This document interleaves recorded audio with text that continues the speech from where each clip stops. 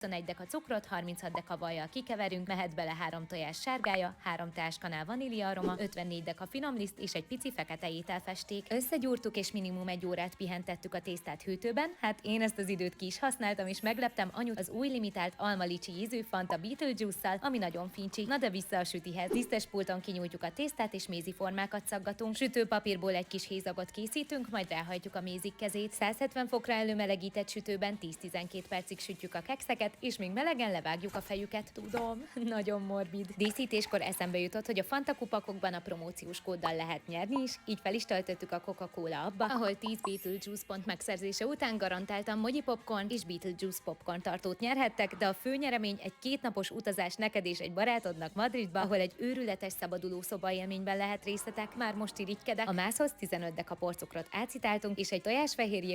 Ezekkel a kekszekkel te leszel az idei Halloween bulisztár.